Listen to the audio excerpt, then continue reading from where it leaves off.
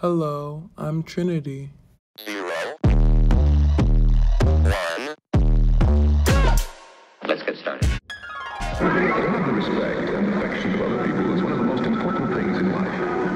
Yet we don't think about it much, except when we're outside of the group, wanting to belong. Whoa, man, what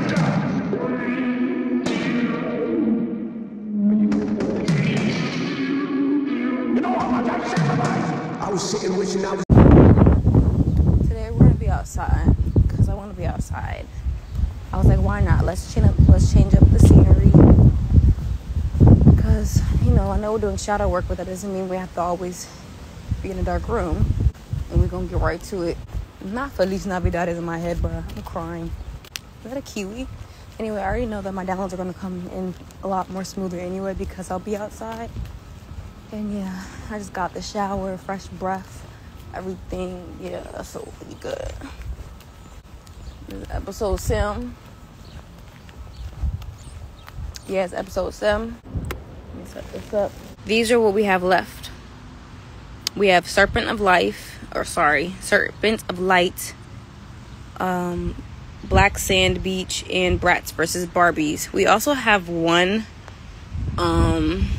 topic, but I don't think Spirit wants me to touch on that black one. I'm not that I'm familiar with serpent and snake energy, but I'm not that familiar with the Serpent of Light. So I'm going to just be interpreting it in my own way per usual.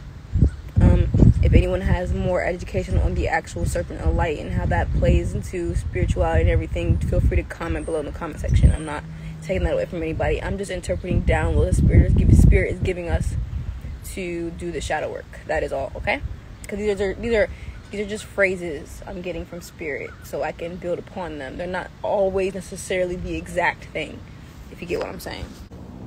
All right. We're going to go easy mode right now, I guess, and we're going to discuss the Bratz versus Barbies. Basically, these are archetypes, so you would choose one based on your intuition and based on you actually knowing yourself and which one you usually embody in your life at this current moment, past, present, or future. If any of you guys maybe embody both, just stay tuned for both. I will try to attempt to put timestamps in the comment or the description when I get the chance to. So yeah, I love you, and let's get going. I feel like it's going to relate to a lot of obviously feminines in my collective. A lot of us grew up with either grew up with Barbies or we grew up with Bratz.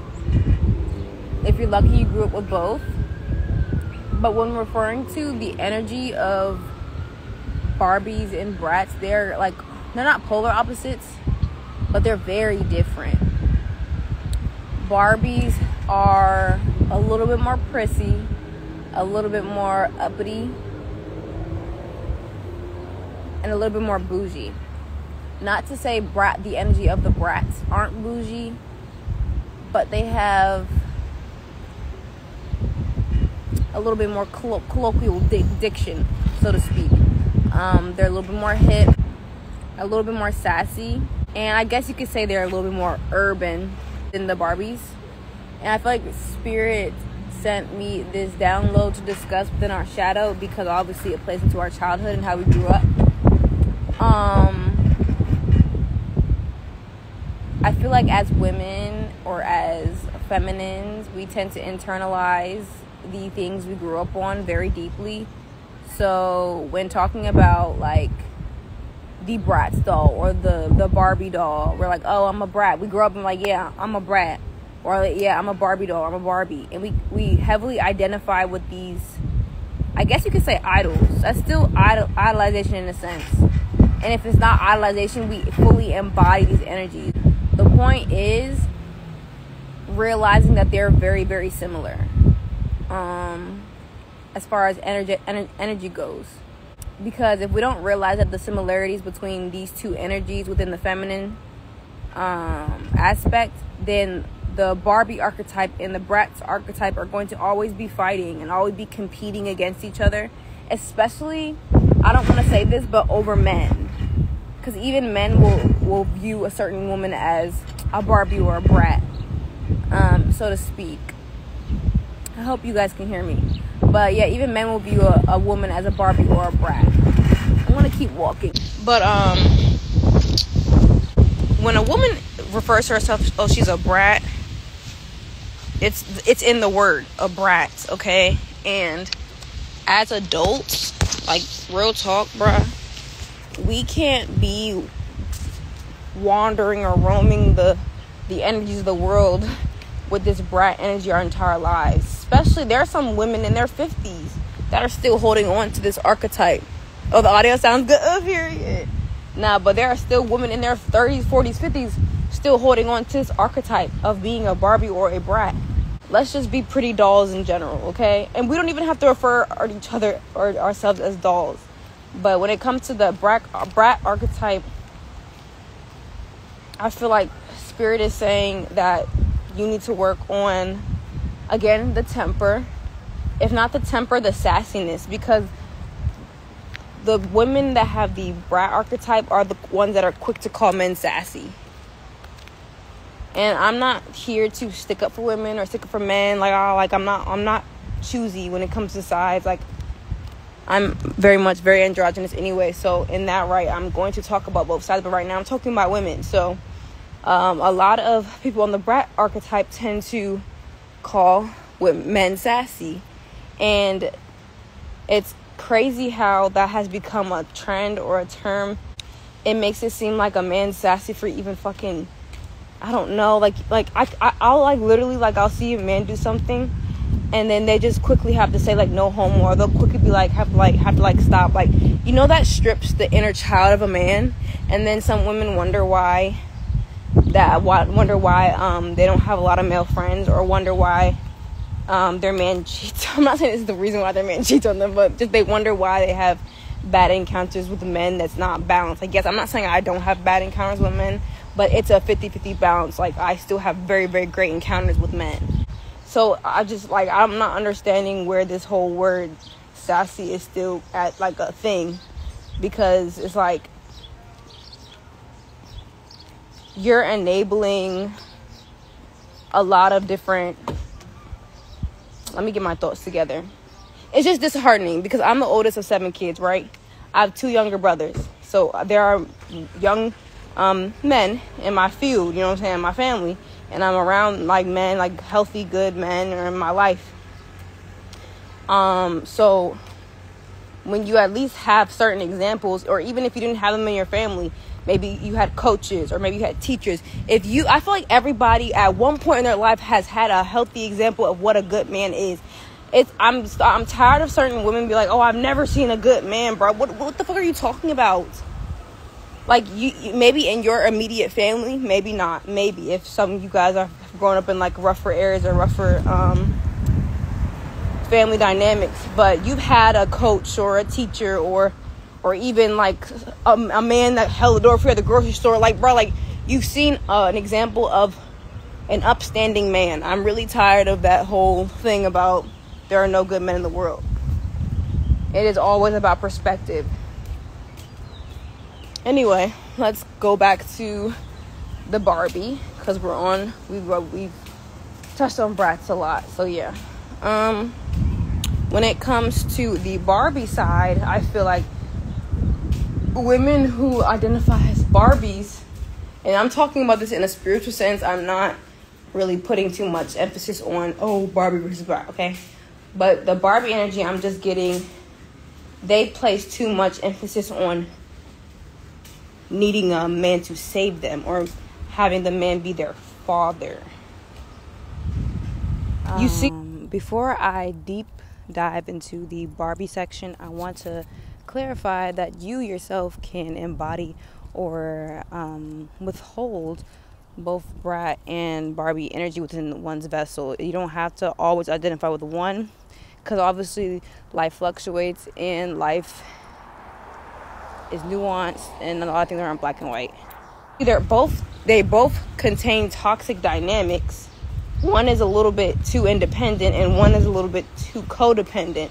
And I'm not saying, because obviously if you've watched the Barbie movies, she was independent and everything, but the Barbie kind of just, because of the Barbie upbringing,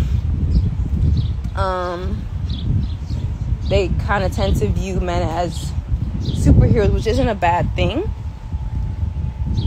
But I feel like on the Barbie aspect of things, the view of men starts to become dehumanizing. Just like we don't want men to dehumanize us and think that we're super women, like, oh, we can handle, like, yes, we are, like, women are strong, don't get me wrong, but, like, I know there are a lot of women who don't like the fact that there are men out there who want their women to just go through everything with them, like, oh, well, my mom did it and you shouldn't. Oh, fuck no. Let's take a moment of silence for that shit, because what the fuck? No, I don't give a fuck what your mom did, bruh. Why do you want to date your mom? Let's point that out. Unless your mother, why would you want to date your mom?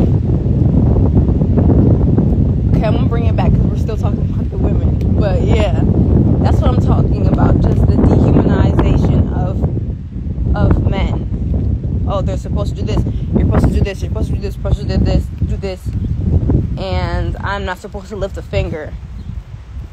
To me, that's kind of weakish, you know. It gives frail. I'm not saying that they're not able to do things, but I'm not saying I despise it, but it irks me a little bit when women play the bimbo card. It's one thing if you really are slow a little bit. It's okay, I'm a little slow. But when you play bimbo, I don't know. That's just touching on the little sprinkle shit. We ain't gonna get into that. So I think we're good. We're good on Rats versus Barbies. Let me just find a spot to sit the fuck down, because I don't want to do all this walking. Actually, I think I said enough on that topic. So we're gonna go to the next download. This topic is Black Sand Beach. That was the download I got on April 15th. It is called Black Sand Beach. Black Sands. I don't know where in the world you go to travel to see or experience black sand. If anyone knows, comment that, because I would love, first of all, I would love to go to a black sand beach. But I'm just getting this juxtaposition of black and clear. Not black and white, but black and clear, because water is clear. As the water rushes ashore against black sand. That's just the imagery I'm getting in my head right now. But let me take my time with this download, because this is not an easy one. These last ones are kind of difficult to interpret.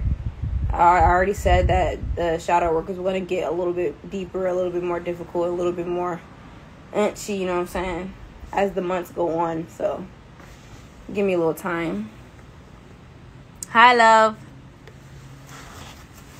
Okay, but the download Black Sand Beach. I feel like Spirit is saying, I don't know why I'm getting this like depiction of La Llorona, like, for some reason, the weeping woman, like walking a black sand beach. And if you know the folktale of La Llorona,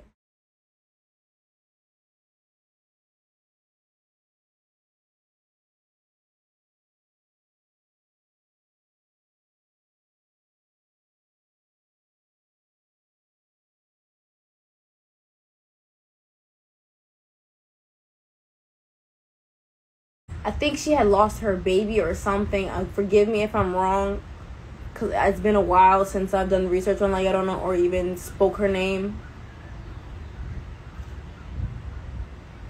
But that entity itself holds a lot of trauma, especially within the mother realm.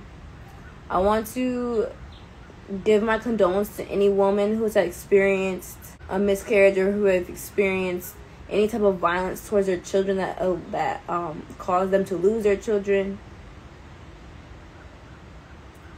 I don't know what that feels like, and I can't imagine that in the deepest sense, as far as a woman who's dealt with that.